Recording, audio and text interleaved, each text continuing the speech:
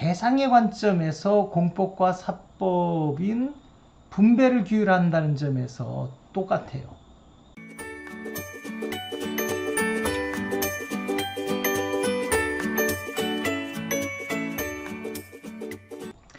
이제 공법을 살펴봅니다. 공법은 국가와 국민의 개인의 법률 관계를 규율하는 거예요. 공법은 사법과 달리 국가가 일방적으로 법률 관계를 변동시키는 제도를 중심으로 전개돼요.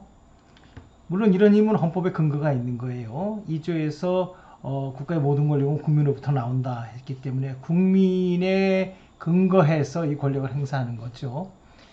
이처럼 공법과 사법이 규율 방법에서는 엄청난 차이가 나요. 한쪽은 계약을 중심으로 하고 한쪽에서는 일방적으로 법률 관계를 변동시키는 엄청난 차이가 있는데, 이렇게 다르더라도 대상의 관점에서 공법과 사법인 분배를 규율한다는 점에서 똑같아요. 공법에서의 주된 쟁점은 뭘까요? 어떤 게 나의 것이고 어떤 것이 국가의 것이냐라는 거죠. 나의 것, 국가의 것을 구분하는 거죠. 또 국가의 것을 내가 얼마나 이용할 수 있느냐, 이런 내용이죠. 또 공법의 또 다른 내용은 때로는 이런 거죠. 국가가 사법관계에 개입해서 나의 것, 너의 것, 나의 것, 남의 것을 분배를 일방적으로 다시 재조정하는 거예요. 선생님이 누차 설명했던 국민건강보험법에 의해서 개인과 개인 사이에 의료계약으로 처리돼야 될 것들을 국민건강보험공단을 만들어서 국민과 국민건강보험공단 사이의 법률관계를 만들고, 또 공단과 의료기관 사이의 법률관계를 만들고, 또 국민과 의료기관 사이의 법률관계를 세 개를 복잡하게 만들어서 결과적으로 국민의 의료 서비스, 국민이 의료 서비스를 받을 것을 보장해 주는 거죠. 원래는 국민과 의료기관 사이에 계약으로 처리할 문제였었어요. 근데 그렇게 하면은 너무 문제가 심각해지니까 현행법처럼 바꾼 거죠. 현행법이 얼마나 합리적이고 좋은지는 코로나19 사태를 겪으면서 분명해졌죠. 굉장히 자랑스러운 제도를 우리나라는 갖고 있는 겁니다. 이처럼 각 분야마다 자랑스러운 법률 제도로 하나씩 바꿔나가야 되는 것이 우리 국민들이 할 일이에요. 자, 아무튼 공법은 공법관계에서 내 거 국가 거를 분배하든, 또 사법관계에 개입해서 사인들 간의 법률과 주고받는 분배를 개입하든, 아무튼 분배 문제를 대상으로 다루고 있다는 것은 분명한 것 같아요. 너무 당연한 것이, 법률관계 자체가 이미 어떠한 사물을 대상으로 한 사람과 사람의 관계라는 거에서 이미 벌써 분배 개념이 나온 거기 때문에 너무 당연한 얘기가 계속 반복되지만, 일단 우리가 가진 고정관념이 정의가 분배라는 생각이 쉽게 연결이 안 되기 때문에 거듭해서 설명하는 거예요. 이제 또 역시 공법재판에 관해서도 살펴봐야죠. 근데 급작스럽게 약간 좀 까다로워진다라고 볼 수 있어요. 굉장히 그 벼랑 간에 이제 용어들이 좀 복잡한 게 막 튀어나오는데, 아무튼 조금 까다로울 수 있지만 그래도 큰 부담 갖지 말아요. 나중에 또 설명할 테니까 아무튼 이 부분에서 설명해 봅시다. 아무튼 공법재판도 공법이 분배 문제로 귀결되는 것을 잘 보여줘요. 헌법재판, 행정소송이 대표적인 공법재판이니까 이들을 살펴볼 텐데요. 이 공법재판의 기본 구도는 이렇습니다. 공권력의 행사 또는 불행사가 개인의 권리나 자유, 나의 것을 침해한 경우에 그것을 구제해주는 제도로서 이제 만들어진 게 공법재판이에요. 그 원리는 이렇게 구성이 되어 있어요. 재판기관이 당사자가 답답해하는 공권력 행사 또는 불행사가 법에 위반되는지 여부를 판단한 뒤에 그것이 위법한 경우 그 공권력 행사의 효력을 상실시켜 버리는 거죠. 불행사한 공권력은 행사시키도록 만드는 거고요. 그렇게 해서 공권력 행사로 인해서 나의 권리가 침해받았던 상태를 그 공권력 행사가 상실됐으니까 권리가 다시 회복시키는 거죠. 또 불행사돼서 내가 받아야 될 권리가 있는데 권리를 제대로 얻지 못하고 있는 상황에서 행사를 해주니까 내가 권리를 얻게 되는 이런 상황이 되는 거죠. 이것이 이제 공법의 기본적인 원리입니다. 공법 재판의 기본적인 원리이죠. 행사에 관한 어떤 재판의 원리를 보면 어떻게 되어 있냐면은 여기 이제 도표처럼 원래 나는 일정한 권리와 자유를 가지고 있었죠. 근데 공권력 행사가 있었어요. 그 공권력 행사로 인해서 권리가 변동돼서 일방적인 행사였죠. 권리가 변동돼서 권리가 제한된 상태가 되는 거죠. 이것에 대해서 공법 재판을 하는 거죠.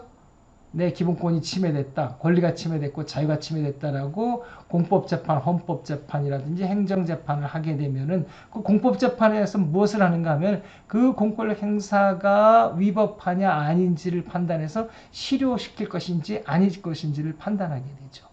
실효가 된다. 위법해서 실효가 된다면은 권리 변동이 없겠죠. 공권력 행사가 없으니까 당연히 권리 변동이 없게 되는 거죠. 권리 변동이 없으니까 다시 원래의 나의 권리를 회복하게 된다라는 기본 구도를 가지고 있어요. 예를 한번 들어봅시다. 민법 조항이 바로 그 권력 행사의 예였어요. 종전의 민법 809조 1항에 의하면은 동성동본인 혈족 사이에서는 혼인하지 못한다라고 규정하고 있었어요. 이 공권력 행사로 인해서 국민들은 원래 누구하고도 마음껏 혼인할 수 있었던 혼인의 자유가 제한을 받게 된 거죠.